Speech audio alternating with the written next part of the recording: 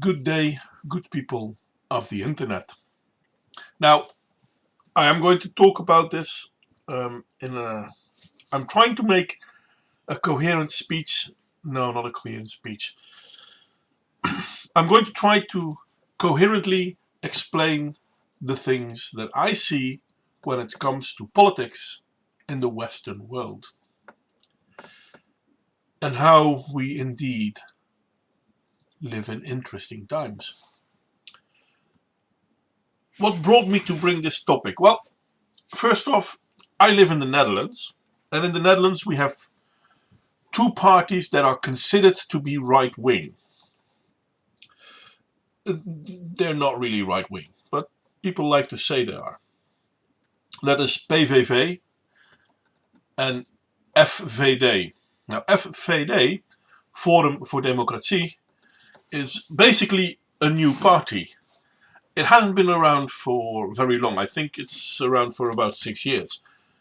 But it's been growing massively.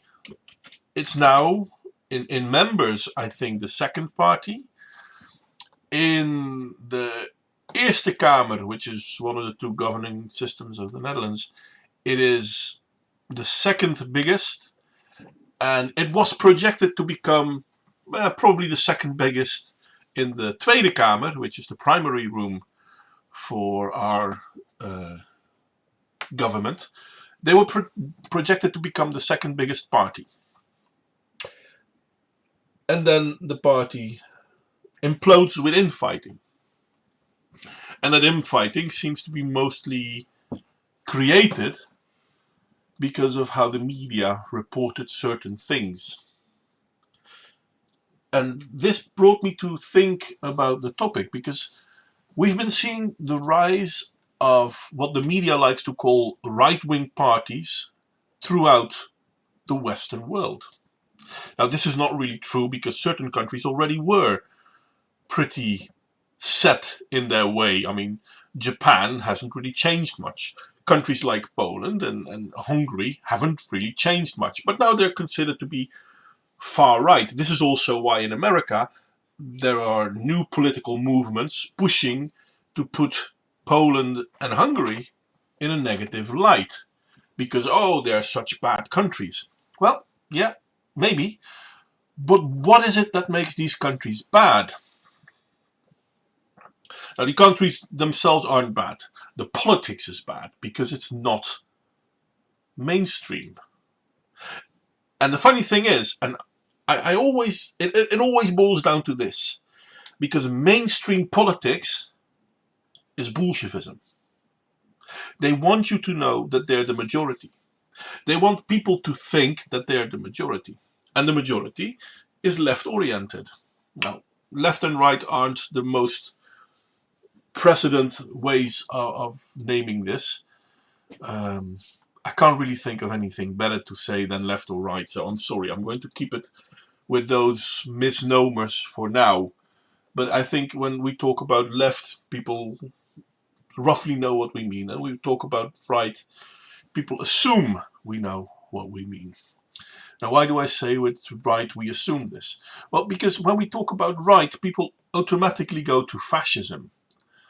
And you could consider fascism right-wing, but in all fairness, there are plenty of things in fascism that you can consider left-wing. The problem obviously being, it's not a problem with right or left, the problem is authoritarianism. Nationalism in itself, nothing wrong with. Ethno-nationalism, problem. But the same is true with progressivism. Being progressive in itself isn't a problem. It becomes a problem when you force others to be progressive. And indeed, John, at this point in time, the left is the elite and the right is the average civilian. But most average civilians don't even realize this. I'm sorry, people, he's just saying it in the chat. But most civilians don't realize that the political elite is pretty much not in favor of the populace. Now, if we look in the Netherlands, one of the best ways to see this is that one of the parties, back in the days, was considered to be left, D66. They're still left-wing, by the way. And one of their primary goals was to get the referendum in Dutch politics, because we didn't have it really. And they did so because they felt that it would make the populace be heard more by politics.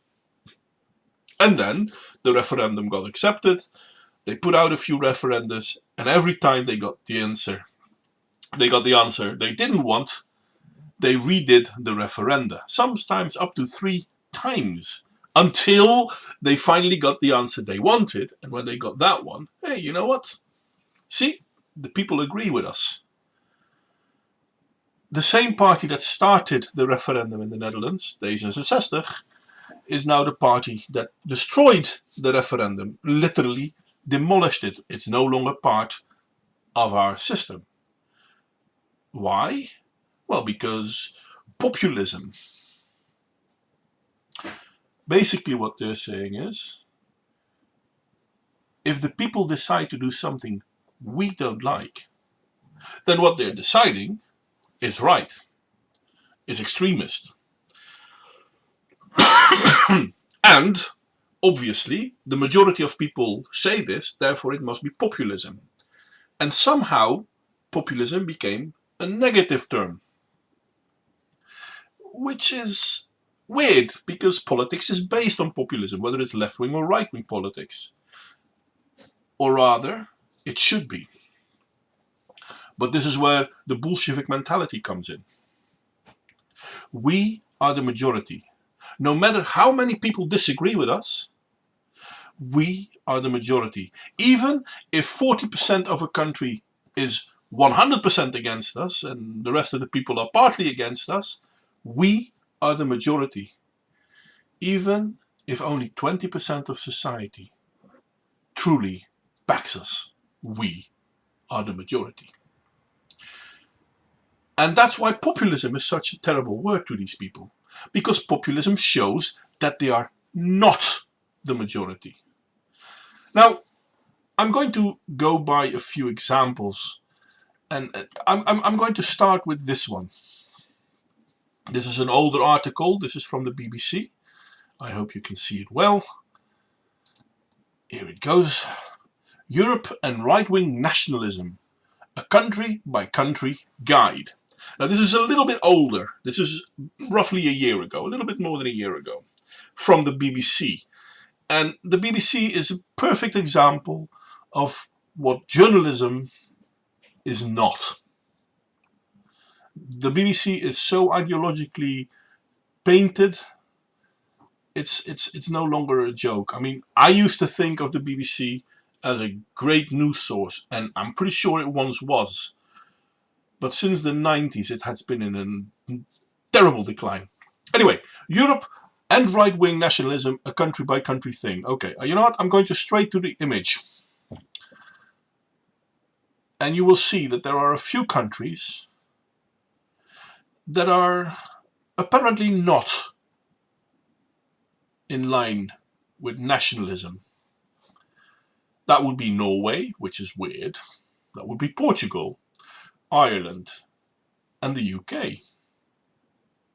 But can you imagine this? This image was taken after the population had decided to leave the EU, which inherently is a nationalist movement. Farage may have been an important part of it, UKIP may have been important in this, but in the end the Conservatives seemed to have taken up this flag as well. So how come there is no nationalist party in the UK? Well, because this article is basically meant for the UK, and people in the UK need to recognize how nationalism is a bad thing. Therefore, they cannot start to realize that, hey, you know what? This is what we do too. So obviously, there is no nationalism in the UK, according to the BBC. And I have no idea why there is a flat earth content warning on this video. It's YouTube. I mean, let's be honest. These guys are they've lost the plot so long ago, it doesn't even make sense to respond to it anymore.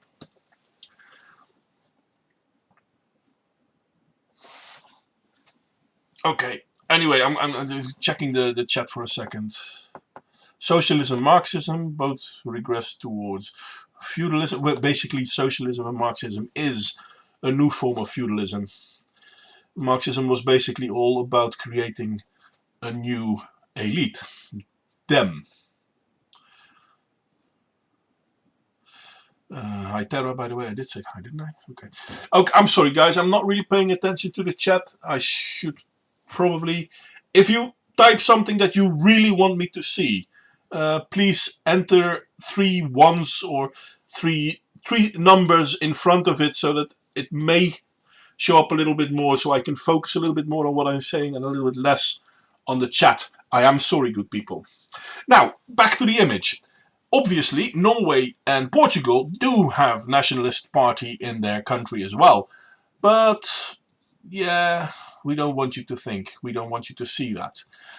And if we look in the Netherlands, and I'm going to scroll down a bit because the Netherlands is number 12 on the list, and I'm going to the list. It has the Freedom Party, the PVV, which is the party of Geert Wilders, who was at a certain point in time the second party of the Netherlands, but they are now the fourth party of the Netherlands, the second being the FVD.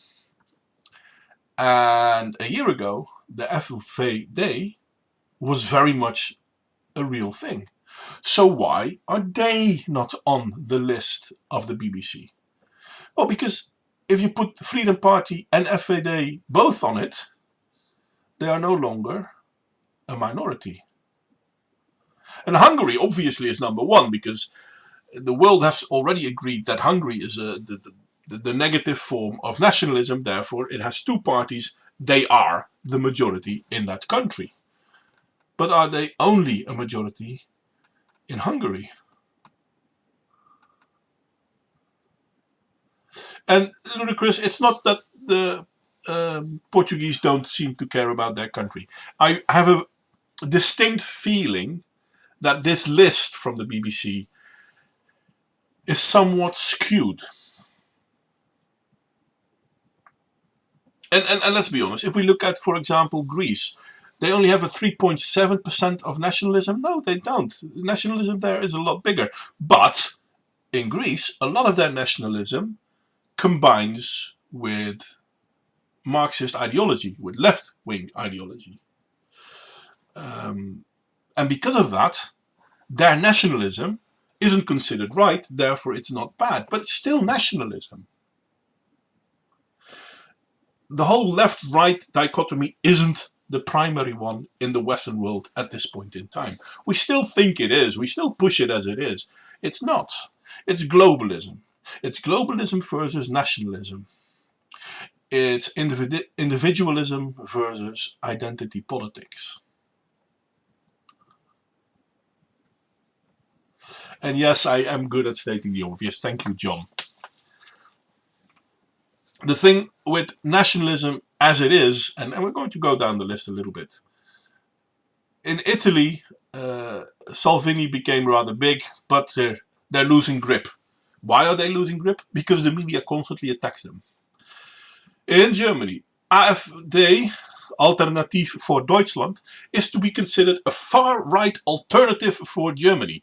But they're not far-right. They're not anti-foreigner. They're nationalists, yes. But it doesn't mean that they therefore are against non-nationalists. So what happens in Germany? The media and the politics have been attacking them for several years. This has gone so far, and I haven't got the image for you here, but one of the political members, political leaders of AfD got attacked last year and got his head caved in. He nearly died. He got attacked by left-wing radicals, but that wasn't mainstream news. But what happened was political violence. basically terrorism. I'm trying to force you to have my political opinion, otherwise I will cave your head in. If that's not terrorism, then I don't know what is. Who's in favor of it? The political elite are perfectly fine with this sort of demonization. Because it's not them, it's their opponents that get attacked. So in Germany, the AfD, even though it's constantly growing, is still considered to be a negative one. Richard Byard asked, how many political parties span multiple countries, just on the different names in the other countries? Now, in that case, I don't know. I do know that a lot of political parties do work together in the European Union as well, but I don't think that, for example, if I look at the Netherlands, because this is the country I live in, this is easiest for me, the PVV may talk to other countries, but they don't have a sister organization in a different country. And the same is true for FVD. So I don't think that these parties span multiple countries. Their ideology may, but the parties themselves not so much.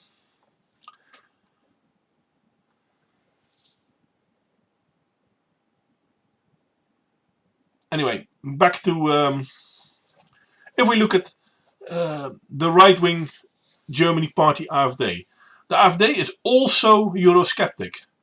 Oh, wait a second. The question is, how right-wing is AfD? They don't really answer it. They basically say the AfD is also Eurosceptic. So being Eurosceptic now means you must be right-wing. This once again proves that the divide isn't so much between left and right. It is, but the bigger divide is between globalism and nationalism. Because the AfD is Eurosceptic and nationalistic. Now, funny enough, if we look at the other names in that list, for example, Farage, the UK Brexit party, he was mostly anti-Europe. He wasn't anti-foreigner. The Brexit party is considered to be the clear winner in the UK's European election, according to this one. But funny enough, according to the map, there is no nationalism in the UK. That's okay. They don't mind lying to you. They don't assume that you will notice it. In Spain, Vox is rather big. So how right-wing is Vox? Well, yeah, not really. I mean, they have certain ideologies. It's basically, it boils down to nationalism. And again, how dare you? Austria. I'm so bad, unhappy. I'm sorry, that's the word. I'm so sorry that Michael isn't here, because this is something he, for example, would be able to talk about. But the FPÖ has been a far-right party for the longest time. They're not new, but Austria does have a lot of foreigners in that country too. Is Austria now kicking these people out? Michael is from Switzerland, by the way, but yeah, no, neighboring countries and all that. If we look at France, Marine Le Pen basically nearly won the presidency in the last election. But if we look at the one that did win, Macron spoke out against the foreigners and Islam as well. Why? Well, at a certain point in time, he can't not talk out about this, because the people in the streets are noticing this. People in the streets are living this. Sweden has a very interesting situation. I mean, they took in more refugees than any European country per number of the population, and they have a lot of problems with it. But then, if a party comes up, the Sweden Democrats, then obviously they have roots in neo-Nazism. Because they can't be a response to the globalist movement. No, no. The fact that you want to be a nationalist must mean that you're a Nazi. Funny enough, Scotland does have a Nazi party. It's even in their name. But no one seems to care about that because they are not against what the globalists want. And yes, Nationalist Scottish Party. I think it's the Nationalist Scottish Party. I have to look it up in a moment. I'm sorry. But across several countries, I mean, in Poland, for example, they've got a far-right confederation party going. Yeah, okay, yeah, sure. But if we look at Peace and Justice, Law and Justice, PIS, they're at 43% of the vote. They are rather popular. And they are, well, they are considered to be far right. Because, yes, thank you, S&P, that's the one. Thank you, Ludicrous.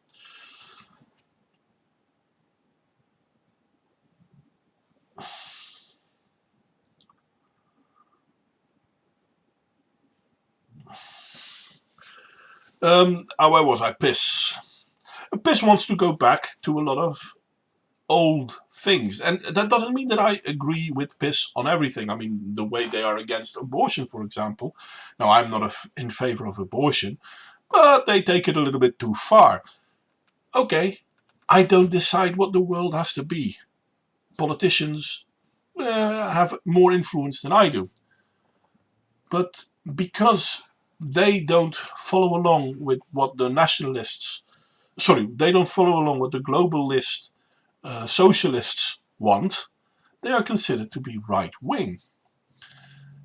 Funny enough, though, Poland is a country that not too long ago lived under communism, lived under socialism. They know the dangers they are in. They know the dangers we are in. But obviously, it can't be that. I'm sorry, guys. That's my bad. I'll move Discord. I have no idea what button I clicked that put it in front of it, but there you go. That's the Discord server, by the way, if you want an invite for it. Yeah. And indeed, Martin, the PIS is very much against the European Union. So the globalists, of course, will hate them. And that's the thing. Far right has become the misnomer for everyone who's not a globalist. Now, the problem becomes more when far right turns into ethno-nationalism. And this is funny because if we look at Hungary, and Poland and Hungary, again, they're considered to be, how do you call it? They're considered to be the new axis of evil. According to Joe Biden, these countries are countries that we have to pay attention to because, oh my God, they're so negative for the global stage. Not quite sure how, though, but hey, if you're willing to believe that Joe Biden has indeed been elected president, you are most likely willing to believe that Poland and Hungary are the biggest threat for European and national safeties around the world. Funny enough, if we look at Hungary and its nationalism is more based upon trying to create a better situation for the Hungarians in Hungary than for foreigners in Hungary. They'd rather close their borders and have very limited people coming in from the outside. And the ones that do come in have been vetted and have been agreed to be allowed. But that's not what they want. Richard, I am running a dual screen. That's why I'm surprised that my Discord opened up in the middle of this screen, because I do have a second screen and I thought Discord wasn't that one as well. Poland and Hungary are massive threats to the EU, otherwise they wouldn't be trying too hard to shut them down. And I think you are correct. And they weren't the biggest threats, because in all fairness, countries like Italy were a bigger threat than Poland and Hungary. But what happened to the right-wing parties in those countries? Well, they've been basically turned to, well, dust is the wrong word, but these political parties have been attacked by the media for so long that a lot of people don't know whether they're coming or going. If I could do 3 monitors, yeah, you know what? A wall of monitors, why not, Richard? Unfortunately, I can't afford it right now. But it's a good idea. Thank you. Floor space and budget permitting. Well, I might be able to put a 3rd monitor, actually. I might. Something to keep in mind. But then, if we look at Greece, and Greece is very interesting. I'm going to go to Greece in a moment. Greece is pretty nationalistic. But, for example, the Golden Dawn Party has been voted out. Why has the Golden Dawn Party voted out? Because the European Union basically destroyed Greece economically. And Golden Dawn couldn't do anything about it. And yeah, the voters were frustrated with the continuing economic malaise and the migrant crisis. But all of those things are being pushed by Europe. And before the migrant crisis, the economic crisis was pushed by Europe, especially by Germany. They destroyed the Greece economy. And so any nationalist noise needed to be removed from Greece. This is something we are seeing in basically every country. Trump is a problem, not because he's a Republican, not because he's this, that, or the other. The problem is he's a nationalist, not a globalist. He's not for sale. Hungary is not for sale. I think it was White Russia, Belarus, White Russia is not for sale. These countries, Hungary and White Russia, have been contacted by, among other things, the World Health Organization, to implement stark regulations on the populace to limit the corona spread. And these countries didn't play along. They were offered large sums of money if they would, and they still didn't. And guess what? They are now a huge problem. Every country that has right-wing populism is a problem. Now I'm going to go back to the world map. And I haven't really done a lot of changes to the map. This is just an image I can find online. You can find it too.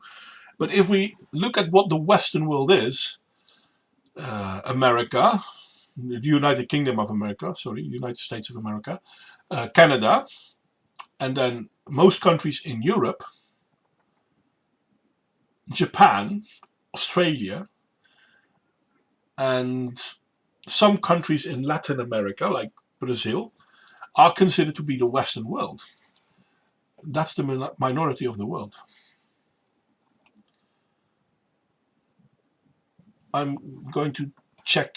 No, I'm not going to do that now, sorry. But if we look at these countries, for example, in Brazil, the right-wing populism began to rise in 2014. Right-wing populism has been on the rise in Europe for quite some time as well. Even in Canada, right-wing populism is growing.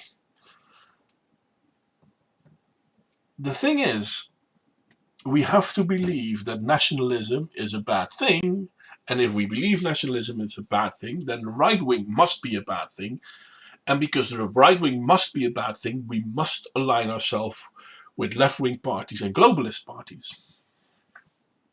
And most of the people fall in line of this thinking because it's being pushed on them by their education, by their media, and indeed by their politicians. Is there a way that we can break this pattern? And this is where I'm afraid.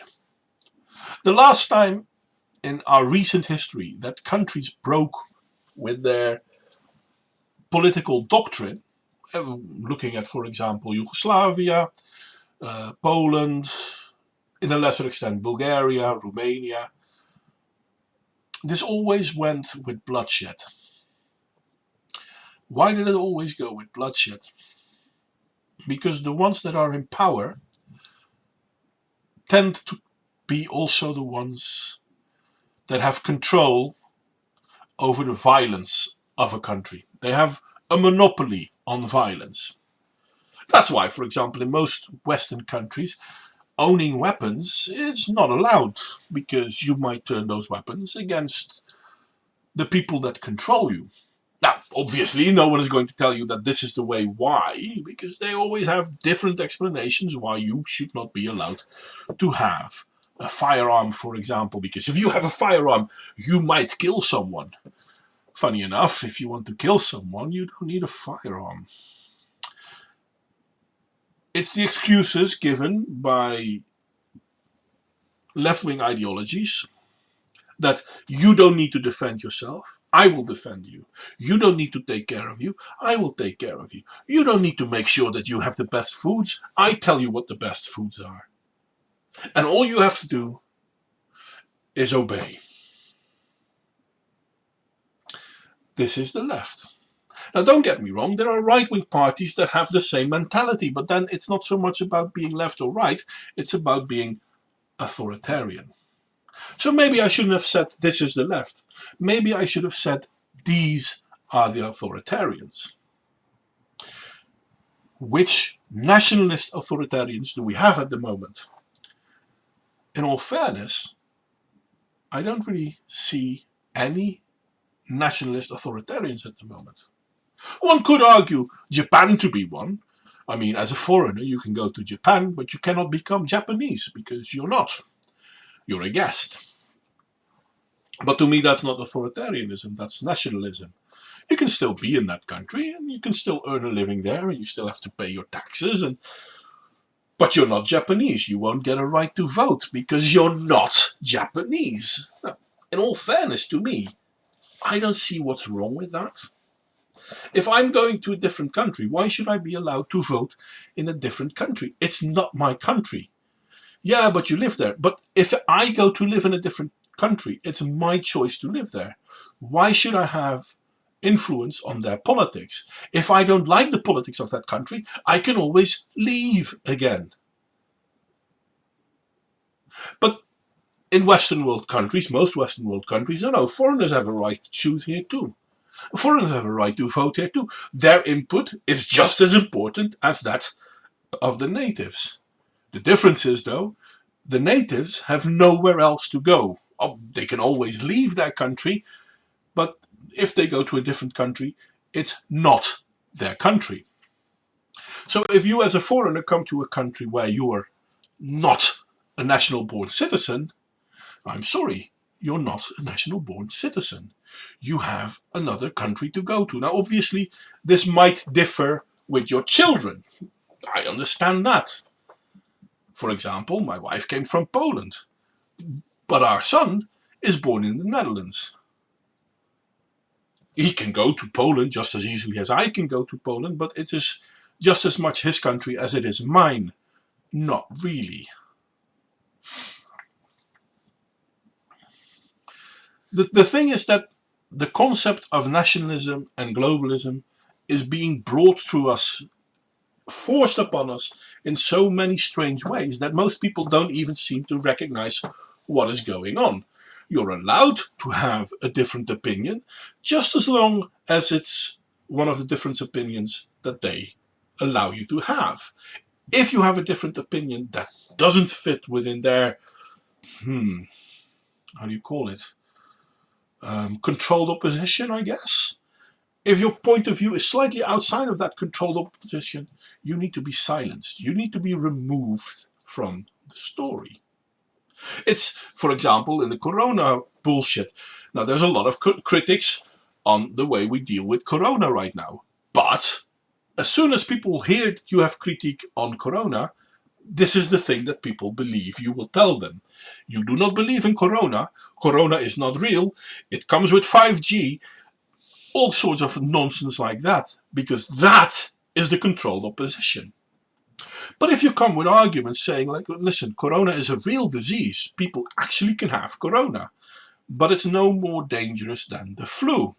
It's quite annoying, but we can live with it, just like we live with the flu. Now, then you have to be silenced because you're no longer controlled opposition.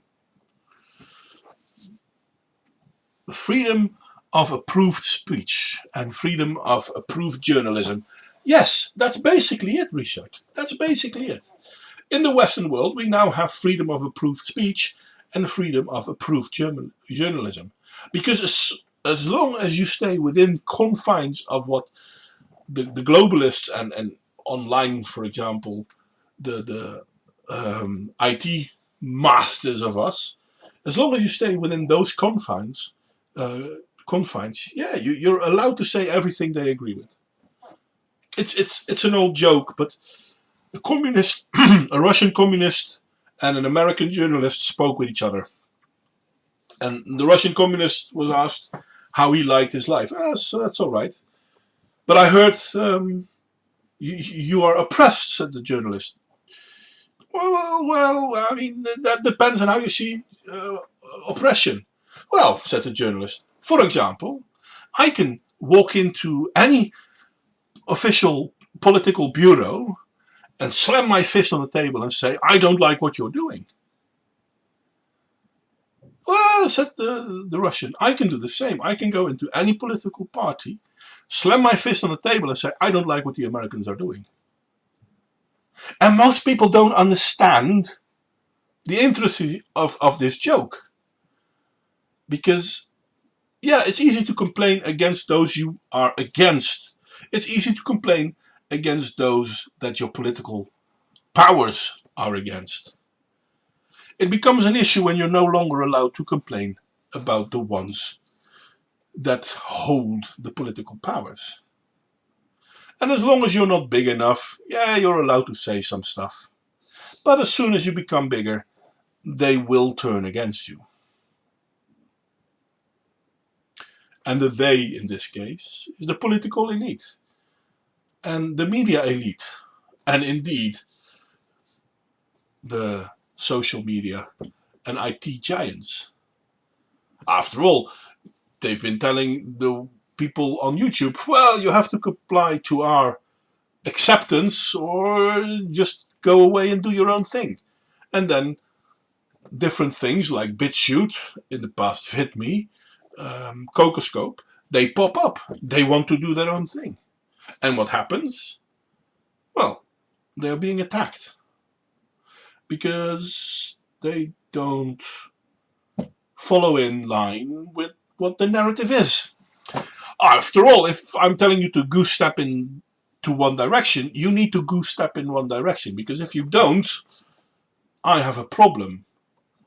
But such is our situation that I have the power, therefore my problem automatically becomes yours. You don't have to agree with it. This is how it is.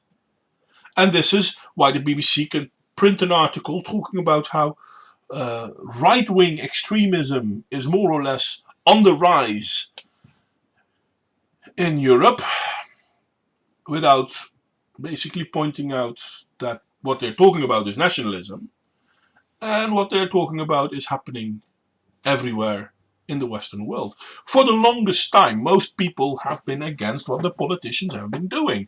Ask the average person on the street in Europe, do we need more refugees? The answer will be no. And then people start complaining about countries like Poland or Hungary because they didn't take in any refugees. Well, they did. Poland took in more refugees than most European countries. The difference is Poland didn't take in any refugees from the Middle East. Poland took in refugees from the Ukraine, because the Ukraine still has a civil war going on too. Over 2 million people Poland took in. How many people do you think the rest of Europe took in from the Ukraine? Now, I'm not really sure about Hungary, but the rest of the European country didn't take in anyone. because Germany decided that these people are not refugees. They're basically looking for economical asylum. But the people coming from Afghanistan to Germany, well, no, yeah, they're refugees. But there's no war in Afghanistan. I mean, we have people from Morocco asking refugee status in different countries in Europe, Spain, the Netherlands, Germany. But Morocco is a safe country. And yet still, these people are here for several years. We have, unfortunately, I'll see if I can find an answer. No, that's not what the stream is about. I'll mention it, but I'm not go into it too far.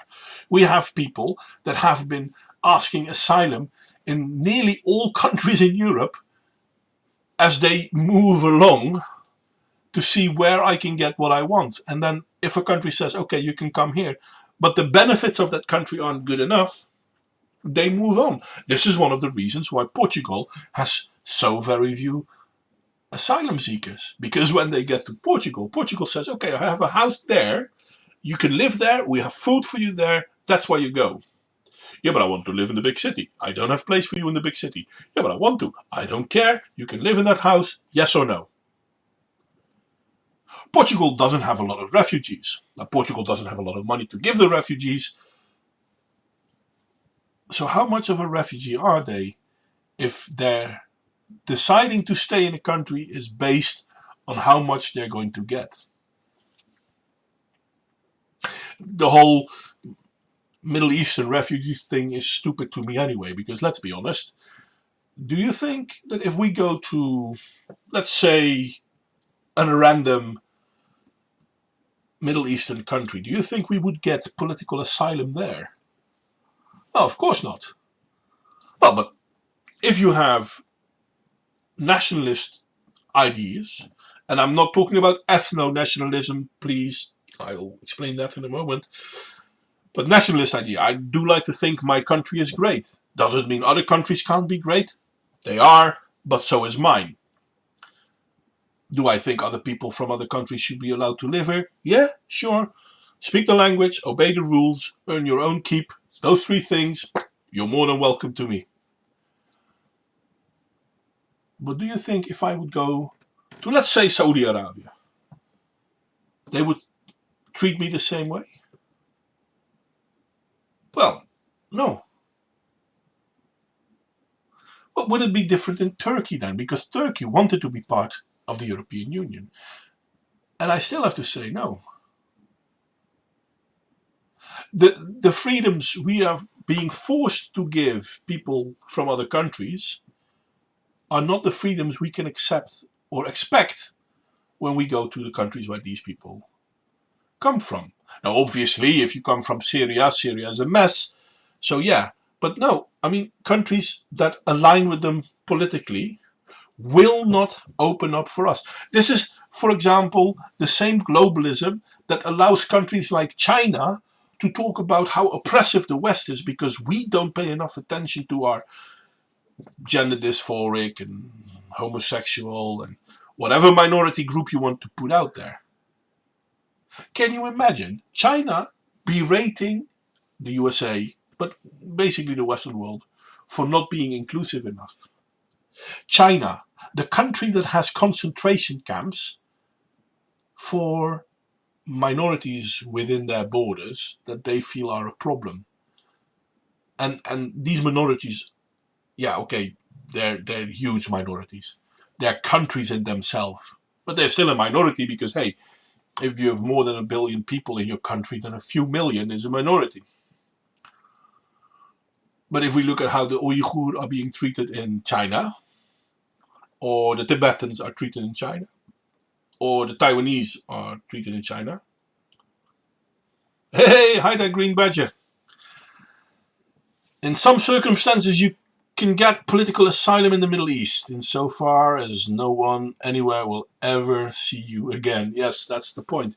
Well, I mean, if I would turn to Islam, if I would, how do they call it? It's not convert. Regress? No, it's not regress either. I can't remember the word. But if you switch to becoming a Muslim, then maybe some Muslim countries will allow you in. That is true.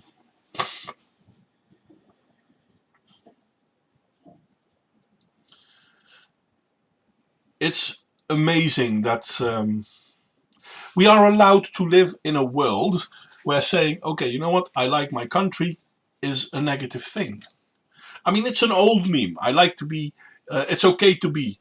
All these things, these are old memes, but they're still true. No, convert is not the right word. You convert to Christianity. But when you go to revert, thank you, Richard Bayer, because in Islam, you are born as a Muslim, but then something happens and that therefore you're no longer Muslim. But when you go back to being Muslims, it basically means that now you see the light again. They call it reverting. I call it regressing, in all fairness, because that's a better term.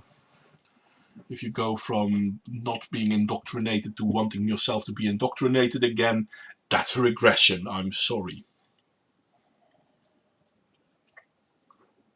Now, there are quite a few problems in the Western world, and I'm afraid that people will not address them because the media and their politics tell them that, oh, no, those right-wing people, no, they're bad. And when certain people pick up on right-wing ideologies politically, for example, look at the UK, how the whole concept of Brexit was won, then Theresa May made a joke of it. And in all fairness, if we look at what Boris Johnson is doing right now, I had hoped for better, let me call it like that. But then again, people like Farage should have also known better not to stand down. Not all Muslims are accepting of those who revert to Islam, though. No, that's indeed the case, Richard, because it's a form of ethno-nationalism, if you will, or in this case, ethno-Islamism. I don't know. That's a bad word choice, but yeah, no, I mean, you're part of the group and you're born into the group, therefore you're part of the group, or you're part of the group because you joined us later. And funny enough, if you're part of the group because you joined us later, most people, especially those that are ethno-nationalistic in mindset, are not in favor of it. Because indeed, you're not good enough.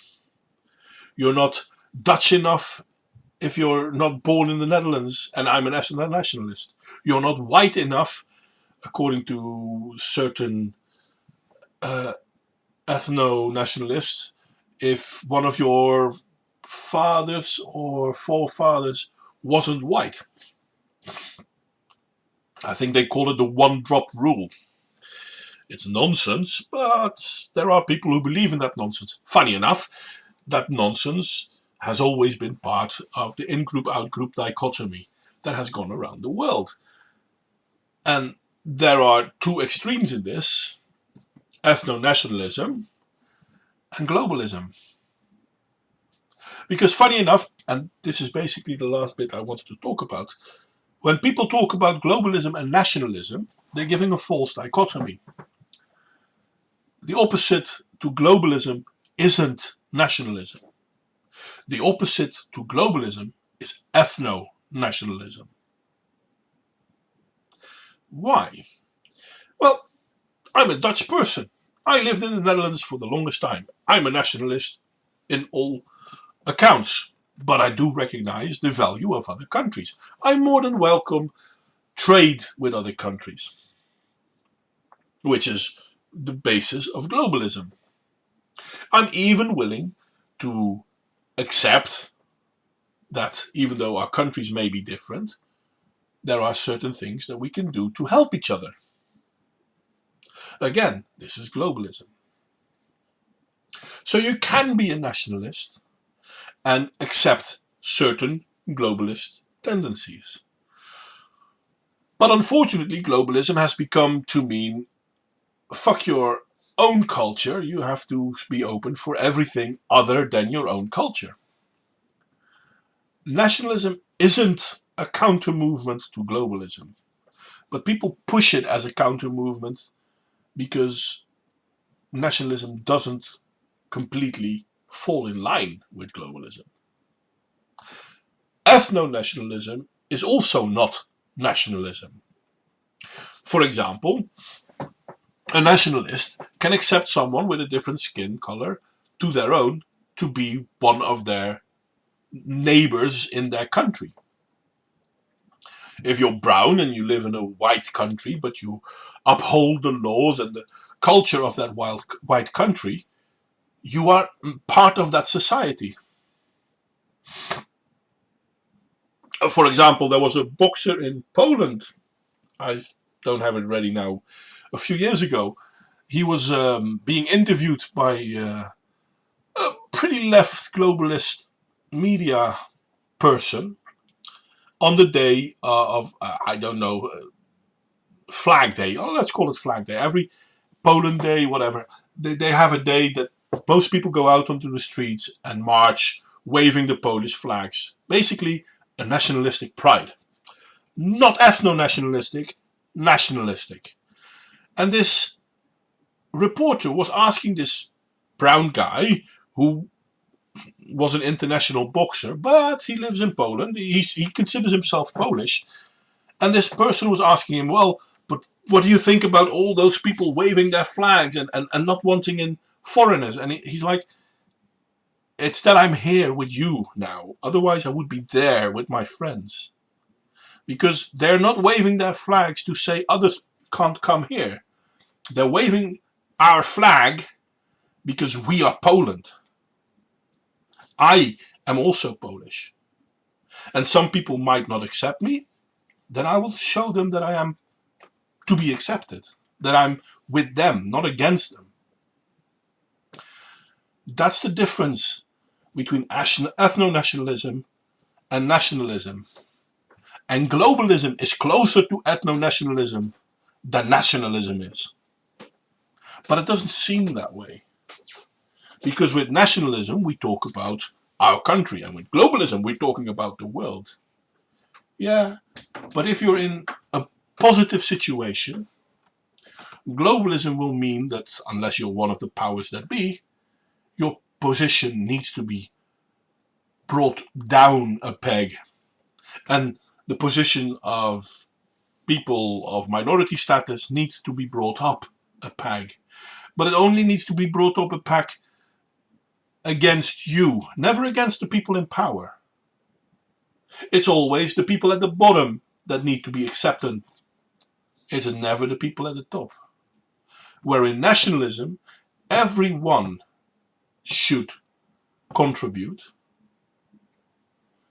but it doesn't matter where you come from.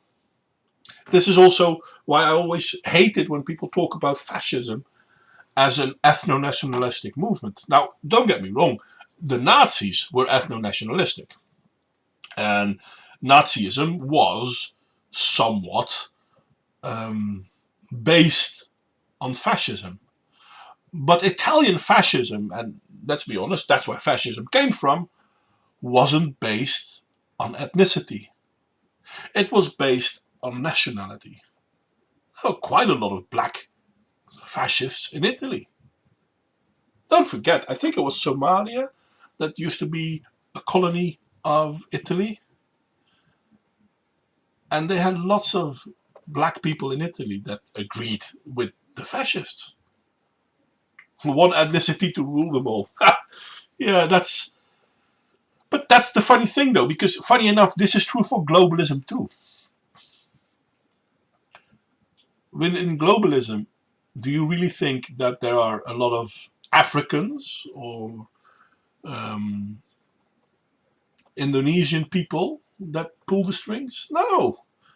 The very top of it is basically all of one ethnicity. So they can have their exclusion. But that exclusion obviously doesn't belong to the plebs. The plebs just have to follow along.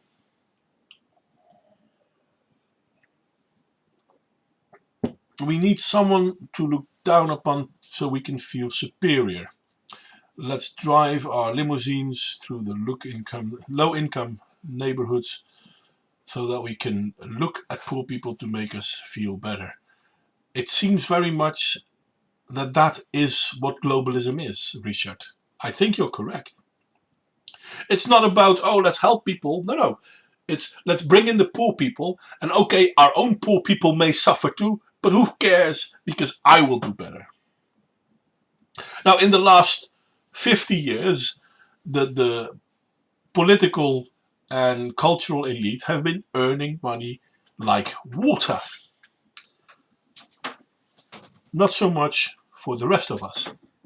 But if we go one step further, since the corona crisis, the global elite, and that's not the 1% globally, I mean, we're talking about a fraction of a percentage, maybe about 1,000 people in total, they have earned so much more money than the rest of the world combined, all because of globalism and because of lockdowns.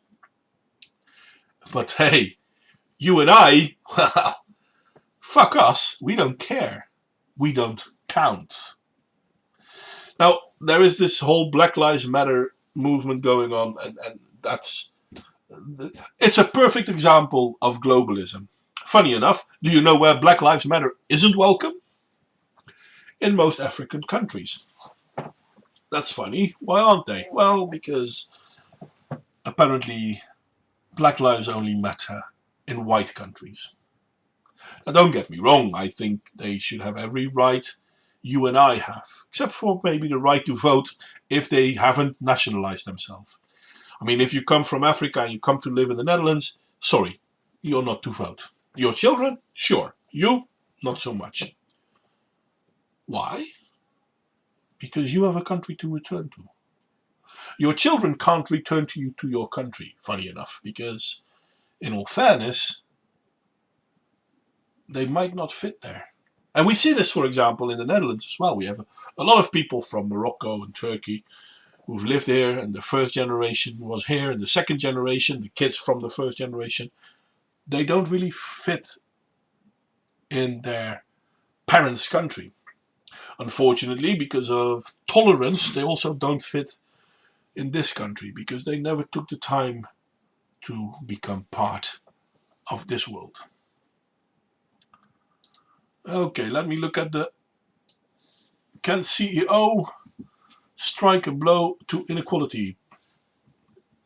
In Portland, the answer is elusive. I'm going to share this. Yes, I'm going to share. This is, as far as I can tell right now, this is a good example of the stupidity of globalism. Can a CEO tax strike a blow in inequality? Funny enough, if we would tax all the wealthy in the world, that still wouldn't do a lot of good to the poor people. But yeah. And then in Portland, for fuck's sake, Portland has been at war with itself for the last 3-4 months.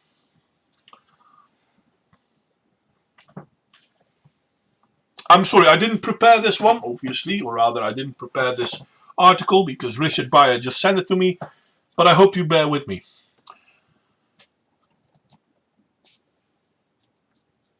And I was watching Brave New World on TV recently, where they had a reservation they visited of people who were not enlightened. Yeah, that's basically... But isn't that what they're planning to do in America now? How many Twitterers have been talking about segregating the country between the lines of progressive and Republican? And Portland has been at war with itself since the 60s, pretty much, yes.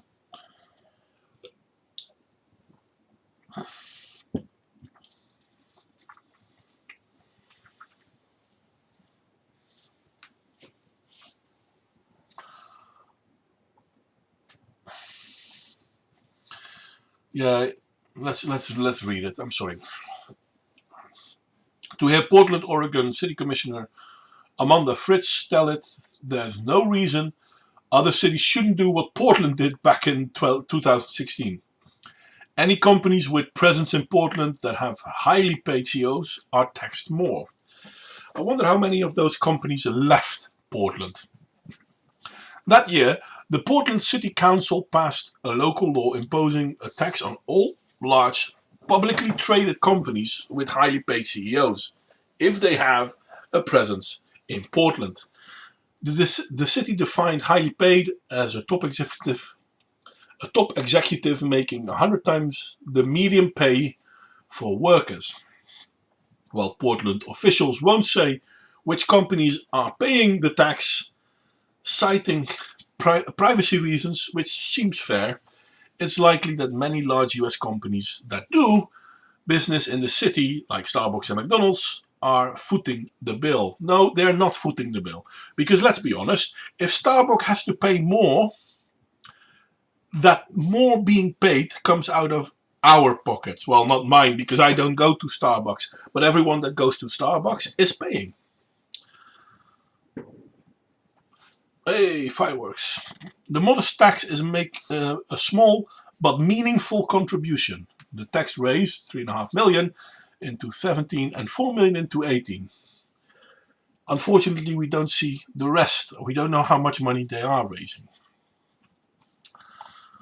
The funds pay the equivalent of 60 first-year police officers. Yeah, sure. Having $3.5 million more than we would have otherwise is very helpful.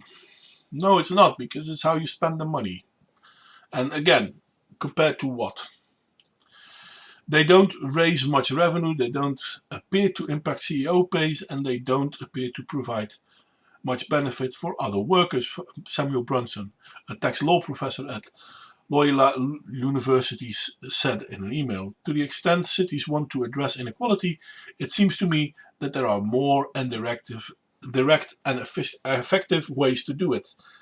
I don't know if there are more effective ways to do it. No, that's not true. I do think there are more effective ways to do it, but I don't think taxes are it. In this, I agree with Mr. Brunson. But yeah, no, the idea that getting money from the rich is a good way to help the poor. Do you want to help the poor? Take away regulations when it comes to starting companies. You will see the poor rising up. Yeah, you know what? I'm sorry. It's an interesting article, and I might read it, but it's also missing a lot of information, to be honest.